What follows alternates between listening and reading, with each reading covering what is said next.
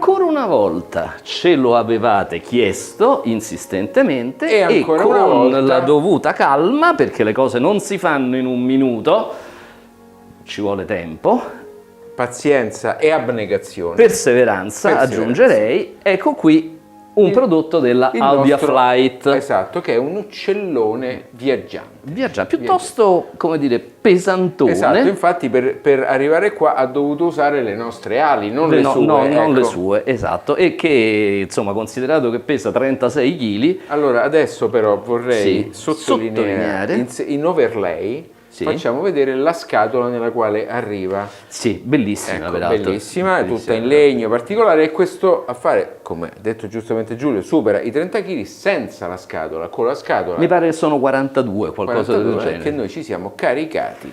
Esatto. Vabbè, ma non è che non vogliamo far pena a nessuno, perché No. è stato il prezzo da pagare per un ascolto assolutamente entusiasmante. Ne valsa proprio la pena. Allora, www.audio2g.com è il nostro sito, vi preghiamo di andarci. Assolutamente sì. Subscribe, campanella, ci vediamo tra poco. Ciao! Ciao.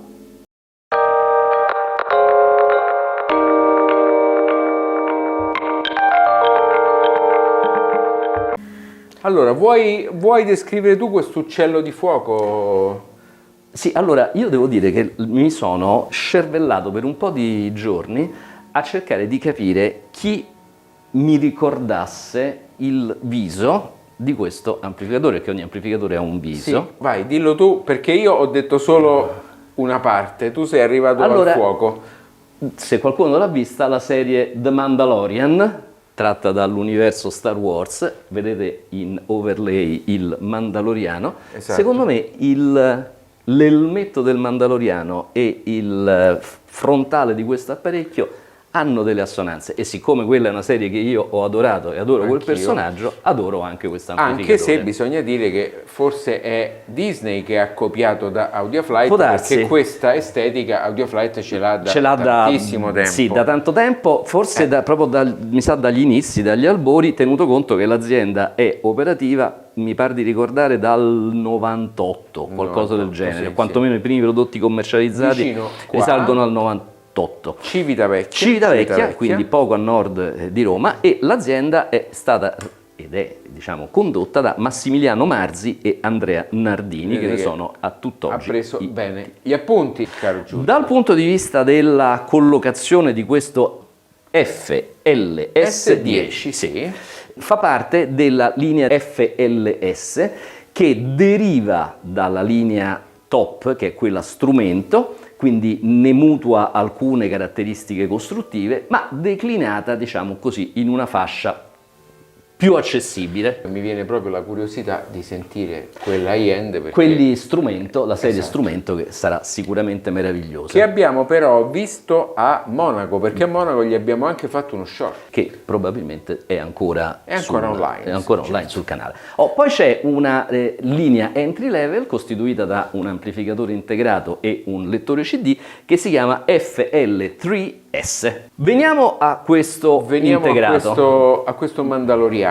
Allora, Mandaloriano che ha questo pannello in alluminio fresato dal pieno. Non credo. No? Non credo, questa penso che sia una fusione, non lo so.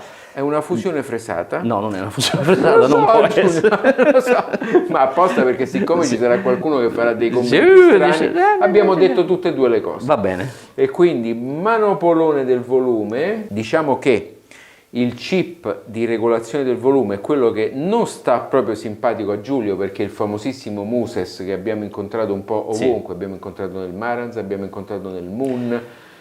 Questa linea di pulsanti che non ti piace, ma io lo so perché non ti piace. Sono troppo piccoli. No, perché c'è l'uscita cuffia vicino. No, non è quello. No, è che veramente trovo che siano, non so, semplicemente la mia impressione, poco sensibili al tocco. Faccio un po' difficoltà a farli funzionare, ma come dire, sciocchezze. No, quello che volevo invece dire è che tu dicevi prima il Muses che non mi sta simpatico. Allora, ti prendevo in giro. Sì, no, ma comincio a pensare però che ci sia un discorso di implementazione di quel chip Muses, perché Nel Marantz M10 e dove altro l'avevamo visto? Nel Moon. Nel Moon. E io avevo la sensazione che il comportamento non fosse completamente lineare tra basso livello e alto livello, cioè era come se oltre una certa soglia di volume andasse in coppia e cominciasse a suonare come deve. Con questo qui non succede, quindi forse è stato messo in un altro punto del circuito, forse è differente il funzionamento di questo amplificatore, non lo so, però ecco, non credo che sia da ascrivere al chip Muses, ma a come viene utilizzato. Implementato. Ho trovato interessante la soluzione, la stiamo vedendo adesso in overlay, dei dissipatori laterali, perché sono degli importanti dissipatori laterali, ma intelligentemente, dal punto di vista del trasporto, non fuoriescono, quindi la parte inferiore e la parte superiore vanno a coprire le alette. Sì. Che è vero che forse probabilmente l'effetto camino camino viene un po' viene penalizzato, ma dal punto di vista estetico e dal punto di vista della trasportabilità Sì, dell'oggetto poi tra l'altro è tanto di guadagnato. Alla fine, Giulio, l'importante è che riesci a far raggiungere alle alette la temperatura che tu vuoi. Quindi in questo caso secondo me hanno messo un pochino più di alette probabilmente proprio per compensare sì, questo effetto camino un po' ridotto, insomma questa è proprio una L'amplificatore cammina abbastanza caldo, è un classe AB, ma insomma comunque scalda abbastanza, non tanto da non poterlo toccare. Altra cosa che a me è piaciuta è che questo è un amplificatore linea puro. Come dovrebbero essere in tanti di questo livello, con schede aggiuntive che sono scheda fono e scheda o DAC o DAC streamer. Esattamente, o ce n'è anche addirittura una terza che serve ad aggiungere ulteriori 2 ingressi RCA, qualora uno non ritenesse... Perché ce ne sono già abbastanza. Mi sembra che ce ne sono già abbastanza, sì. Ma insomma ce ne sono già abbastanza. Sì, io direi che ce ne sono, se non ricordo male, 3 RCA e 2 XLR, quindi insomma ce ne sono. Però se uno avesse di questo tipo di necessità può utilizzare queste schede. Quello che personalmente non mi ha molto fatto impazzire, diciamo, è questo display che è un po' piccolino e non è facilmente visibile da lontano, ha una leggibilità estremamente scarsa se tu sei alto rispetto all'amplificatore. Sì, allora, diciamo che da questa posizione io devo venire qua per leggerlo, perché stando vicino in alto effettivamente un po' copre. E poi c'è il menu di gestione che non è proprio... Sì, diciamo, ecco, la navigazione attraverso il menu forse non l'ho trovata chiarissima, ma insomma poca roba, perché poi, ripeto, questo amplificatore una volta installato, collegato, fa l'amplificatore linea, punto e fine. No, anche perché ti direi che a questo livello è il negoziante che va a casa del cliente, glielo setta e punto. Nell'ambito dei settaggi, interessantissimo il fatto che ogni ingresso può essere regolato dal punto di vista del livello a più o meno 6 dB. Questo è molto utile. Molto utile, perché per certo voi avrete delle sorgenti più alte e delle sorgenti più basse, e quindi bisogna intervenire sul volume. Volume, caro Giulio, sì, che ha una gestione un po' particolare, perché se si accelera molto il volume scende, se si accelera il volume sale, ma se io poi giro molto velocemente ha una reazione alla quale bisogna fare l'abitudine, ma non è un minus né un plus, è un tipo di gestione del volume. Ovviamente l'apparecchio esce corredato di un bel telecomando che è qua. Ah, pensavo che ci siamo persi, invece che è qui. Che è qua, ed è anche piuttosto pesantuccio, è fatto in alluminio.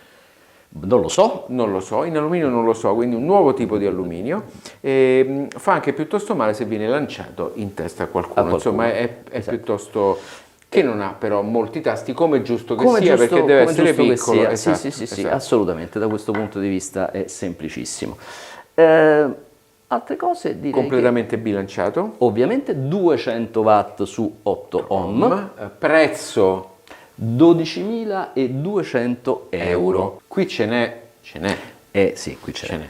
Sono pronto, so come si fa, non l'ho ancora fatto però, perché è talmente pesante che non ci riuscirei da solo. A tra poco. Ciao. Adesso col carretto andiamo verso il tavolo di sventramento. A tra poco. Ciao. Giulio? Sì?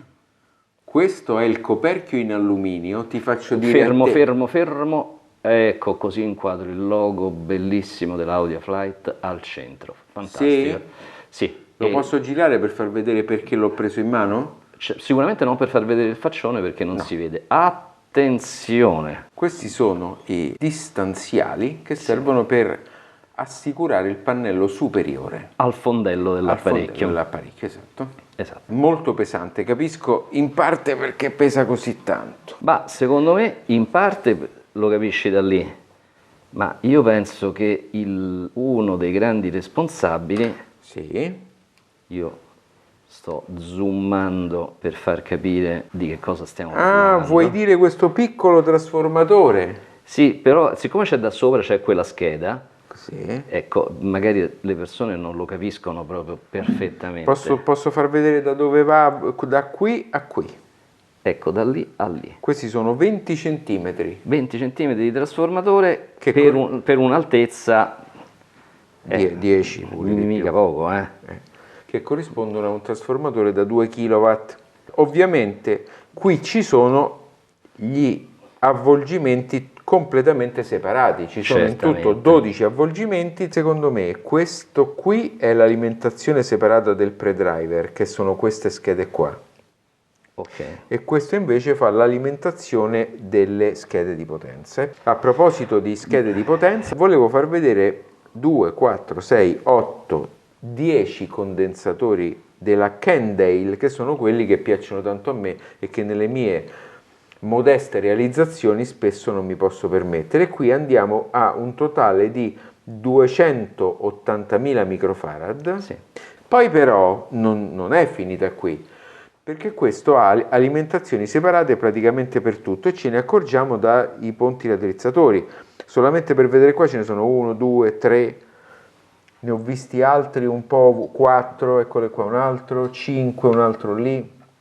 Quindi vuol dire che qui le alimentazioni sono tutte separate. E a proposito di questo, ho tolto il coperchio dei 2 moduli aggiuntivi, che sono fono e DAC o DAC streamer, per evidenziare il fatto che mentre lo stadio fono è alimentato direttamente con la stessa alimentazione dello stadio di preamplificazione dove andiamo tra poco, lo stadio DAC o DAC streamer ha invece una sua alimentazione completamente separata. Vediamo qui questa scheda, e ce ne accorgiamo solamente da questi cavi qua, che c'è una scheda qua dietro. Questa scheda serve proprio per accogliere le 2 espansioni, e questi sono per certo i ponti raddrizzatori che alimentano direttamente la scheda DAC streamer, e non credo la scheda degli ingressi RCA, che probabilmente sarà una scheda passiva che finisce direttamente sul preamplificatore. Questo è il trasformatore sempre toroidale, piccolino,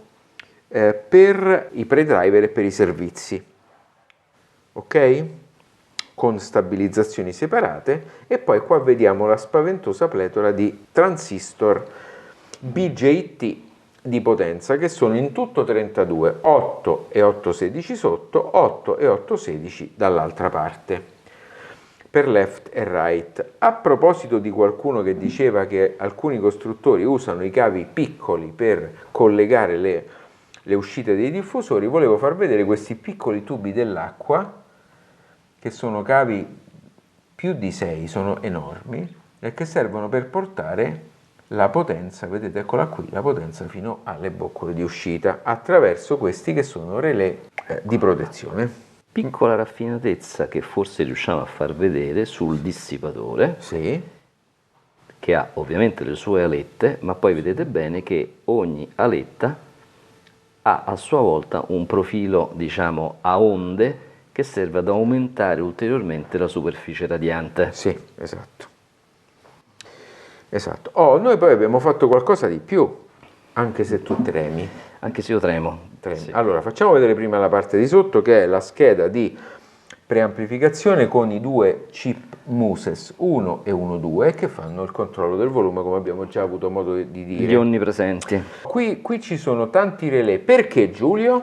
Perché? Perché ci sono tanti relè? Perché c'è la disgiunzione sia del positivo che del negativo, quindi mentre i preamplificatori normali e gli amplificatori integrati normali quando devono commutare un ingresso, commutano solo il positivo di quell'ingresso e quindi gli altri ingressi non hanno il positivo a passaggio ma rimane il negativo collegato, in questo caso viene staccato sia il positivo che il negativo, questo per evitare che disturbi esterni concatenati da altri apparecchi possano entrare all'interno dell'amplificatore. Questo l'avevamo letto anche per quell'amplificatore giapponese che si chiamava Solnote, per il modello più grande che non abbiamo avuto modo di provare. Quindi tutta questa pletora di Relice serve proprio a questo. Ovviamente Vima Rossi come se diluviasse. Ma qui però c'è un'altra scheda che va qua sopra. Eccola, la mostriamo, sì. La mostriamola. Questa andrebbe girata dall'altra parte, ma lo farò quando forse riuscirò a rimontarla. Questa scheda contiene dei moduli e tu sei molto preparato. Si chiamano Current Feedback Gain Modules e sono una peculiarità di Audiaflight sin dagli esordi della loro produzione. In questo caso qua vedete che su questa schedina, che tra l'altro è marcata FLS10 Pre, ve ne sono 2 più 2, totale 4, ma lo ritroviamo lo stesso modulino anche nella sezione di potenza. Esatto, nei moduli pre-driver della sezione di potenza. Ok, diamo solo un'occhiata al pannello posteriore adesso, Giulio. Facciamo vedere ingressi e uscite. Allora, questi sono 2 positivi e 2 negativi ponticellati fra di loro e sono messi in questo modo per questioni di comodità di cablaggio. E per il B-wiring. Certo. Quindi XLR output, pre-out 2, left e right. E poi abbiamo gli ingressi da 1 a 3 in formato RCA e poi il 4 e il 5 in formato XLR. Esatto. Il tutto perfettamente simmetrico. Esatto. Poi c'è la solita vaschetta IEC con l'interruttore principale. Grosso interruttore. E i trigger in e out. Perfetto. Di nuovo qua c'è il grande vano che serve ad accogliere le 2 schede di espansione. Caro Giulio, mi hai già inquadrato? Caro Giulio, ci manca solo l'ascolto. Allora, 1. No, ti manca l'ascolto. Mi manca. Allora, 1 però, aspetta, riuscirò a rimontare la scheda? Ecco. Non si sa. L'ascolto mi piacerà? No, ma già l'ho sentito. Lo sentirò meglio. Mi piacerà? Tantissimo. Sicuramente sì. Tantissimo. Allora, a tra poco. Ciao. Prima considerazione. Sì. Io nella mia carriera di audiofilo avevo, diciamo, abbastanza lunga, avevo smesso di frequentare gli amplificatori integrati da una vita. Giusta considerazione, ho capito dove vuoi andare. Il mio ultimo amplificatore integrato importante era stato un BAT, Balanced Audio Technology, a valvole. Ricordo. Bellissimo. Poi da allora sempre pre e finali. Io devo dire che questa categoria dei super integrati, accidenti, non ti fanno rimpiangere un pre finale. Però io farei una considerazione di mercato rispetto a questo. Posso farla? Ma ne hai facoltà. Ne ho facoltà. Allora, da una parte c'è stato un radicale cambiamento dei livelli di uscita, perché i livelli di uscita adesso delle sorgenti è un livello estremamente più alto di quanto non era in passato. Quindi l'amplificatore integrato è diventato quasi un finale col controllo del volume, mentre prima doveva avere una sostanziosa sezione di preamplificazione. Per dire che c'è bisogno di guadagare molto di meno rispetto a prima. Questo voglio dire, no? Quindi certe volte è anche possibile fare uno stereo d'ingresso, un buffer 1 a 1 per il volume ed entrare direttamente dentro alle sezioni finali che possono permettersi di non avere la stessa sensibilità che avevano negli anni 80 e 90, dove c'era bisogno di una sensibilità molto più alta perché le sorgenti uscivano basse.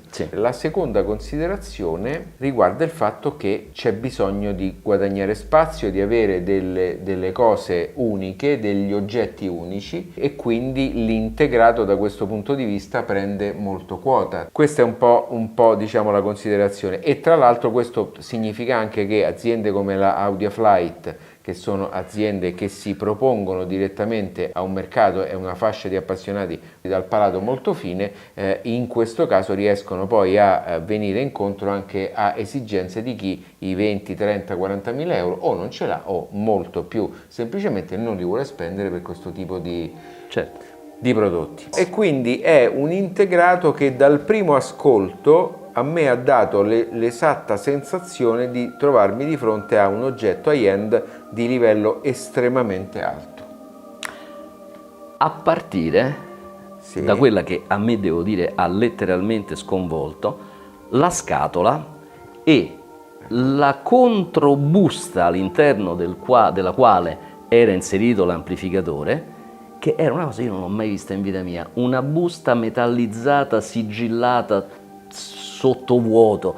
Cioè, è un amplificatore questo che trasuda da dovunque lo si guardi un livello di qualità costruttiva incredibile, di attenzione al dettaglio, di cura maniacale a qualsiasi piccolo particolare, e questo, devo dire, veramente fa onore all'azienda costruttrice. Quindi da questo punto di vista, a fronte di un prezzo sì relativamente elevato, ma insomma stiamo nel territorio dell'high-end dove i prezzi elevati sono la norma, e qui uno insomma porta a casa veramente un oggetto che nulla, proprio nulla ha da invidiare alle realizzazioni straniere, internazionali più blasonate. Esatto, è interessante, e questo vi fa un po' capire poi il livello di ingegnerizzazione, di cura e di tipo di logica di costruzione, quella che mi ha colpito molto, che è stata la logica invertita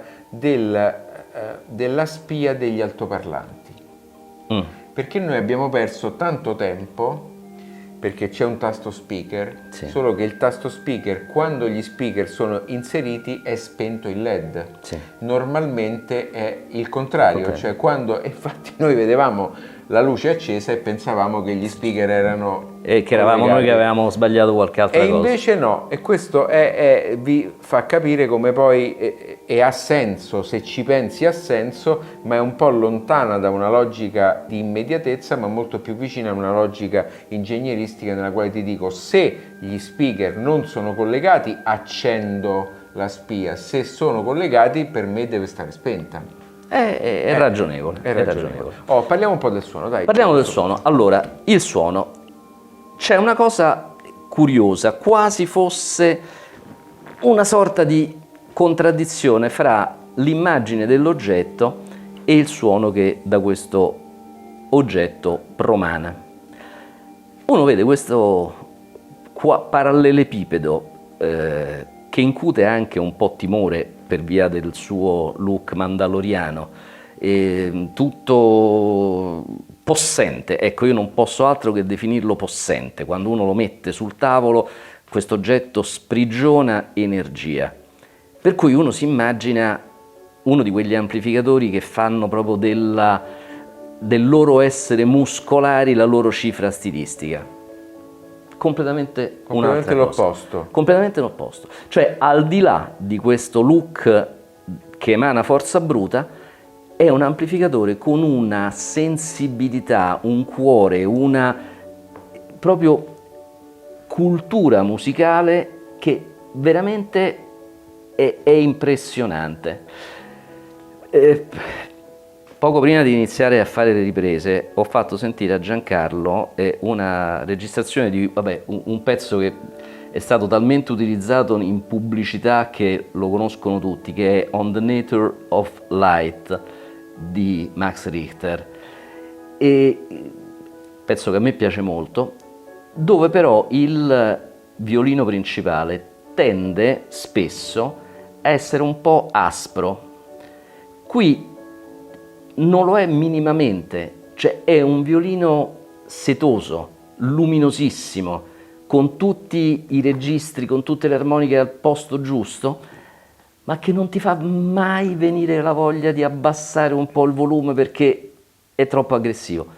Anzi, al contrario, ti fa venire la voglia di alzare e di godere della presenza di tutti gli archi bassi, viole, violoncelli, e di questo violino che si staglia al centro. È una cosa meravigliosa.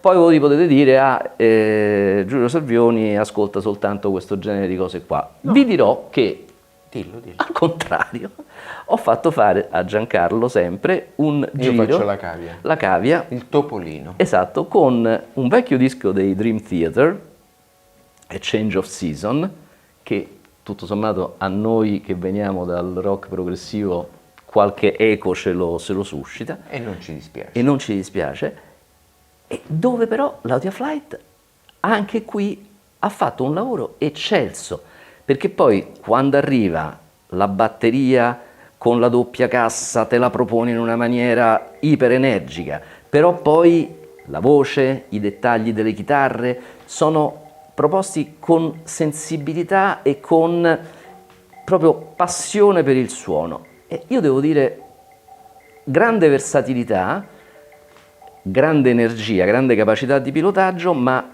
una sapiente maestria nel dosare il tutto. Nel rendere l'ascolto il più possibile a un ascolto dello strumento dal vivo. So che è una frase abusata, ma mi ha fatto venire in mente questo Audiaflight una cosa che apparentemente non c'entra niente, cioè la prova dell'integrato Exposure 2510. Perché me l'ha fatta venire in mente?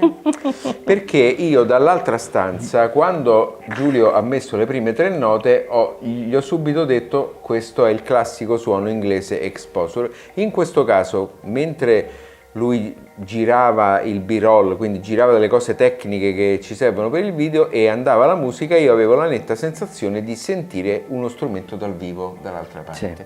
Quindi questo vi dà il calibro di quanto questo amplificatore sia in grado di restituire il messaggio sonoro nel massimo rispetto del messaggio stesso, che è una cosa che quasi mi verrebbe da dire indescrivibile, nel senso che non è che puoi descriverlo se non con poche semplici parole. Suona lo strumento per quello che è, dandoti il timing e la sensazione esatta del pianoforte dal vivo, della voce dal vivo. Abbiamo come sempre sentito Danilo con Fiorella, quello Steinway era uno Steinway Credibile. bravo, credibile, esatto. Era uno Steinway credibile, estremamente credibile, dove non c'era troppa enfasi, tutte le note, tutte le corde del pianoforte avevano la stessa identica possibilità di esprimersi, e quindi sembra riduttivo con un amplificatore del genere parlare di come va la gamma alta, la gamma media, la gamma bassa. No. Io mi trovo davanti a un oggetto high-end che ha un grandissimo rispetto della musica, tanto che lo strillo potrebbe essere il rispetto della musica. Ecco, ti piace? Sì. Una cosa del genere, proprio perché questo qualsiasi cosa tu gli faccia suonare vola. È chiaro però, e attenzione, che ha bisogno di partner di altissimo livello. In questo caso abbiamo usato delle casse piccole perché l'ambiente è piccolo, ma sono le Vivid S12. Abbiamo usato una sorgente bilanciata perché questo è completamente bilanciato, e quindi molta attenzione poi però a saperlo contornare di prodotti che lo fanno esprimere meglio. Detto questo, non mi sono trattenuto dal far un giro anche con il DAC Aqua La Scala MK2, Certo. sfruttandone le uscite sbilanciate, quindi comunque oltre al giro sugli ingressi sbilanciati ho fatto un giro anche su quelli bilanciati, insomma su entrambi, e devo dire che no, in entrambe le circostanze l'apparecchio ha dato delle eccellenti prestazioni. Sì, non è che ci mancherebbe, è una macchina high-end, però se dovete proprio scegliere Sì, insomma tipo di è un parametro di cui tener conto. Mi resta a questo punto la curiosità, che insomma noi solo parzialmente ci siamo levati in quel brevissimo assaggio che abbiamo fatto a Monaco, e di vedere che cosa è in grado di fare la serie strumento.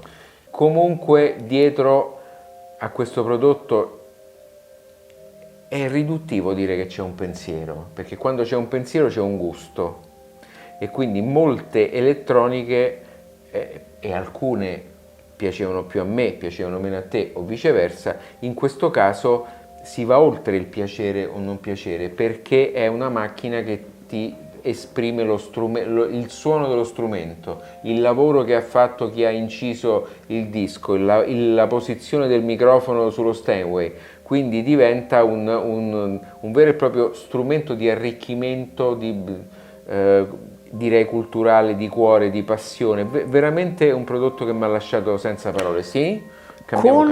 Con però aggiungo, io questo discorso anche in video l'ho fatto, l'ho anche scritto in un paio di articoli del nostro sito www.audio2g.com. Io ho sempre un po' la sensazione che esistano delle elettroniche, anche dei diffusori, anche delle sorgenti, strumenti audio che ti portano o a un ascolto, se vogliamo, disimpegnato, di compagnia, sebbene di qualità, o a un ascolto estremamente analitico, concentrato e per certi versi faticoso. Sono pochi i prodotti che ti consentono di fare entrambe le cose, cioè questo AudioFlight ti permette un ascolto di studio, dove ti vai proprio a studiare una partitura, ma senza stancarti. Non arrivi mai alla sensazione di dire ok, basta perché ho speso troppe energie nel seguire la musica. Insomma, io qua ho fatto sessioni di ascolto da 2, 3, 4 ore in assoluto godimento spirituale, mi verrebbe da dire.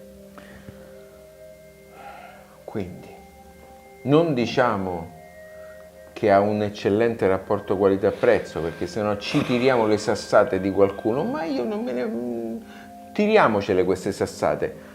Circa 12.200 euro. 12.200 euro dovrebbero essere, senza le schede. Poi le schede, a seconda di quale uno prende, hanno costi, prezzi differenti. Non so come vanno queste schede, ma a me... Allora, mi incuriosisce moltissimo la scheda fono, perché è molto ben fatta, MC con tutte le possibilità di settaggio dei carichi elettrici, quindi quella mi sembra veramente un'eccellente scheda, e ne so un po' meno della scheda DAC e della scheda DAC Streamer, ma insomma, come dire, penso che siano dei prodotti sicuramente di elevatissimo livello, visto che li deve accogliere questo amplificatore qui.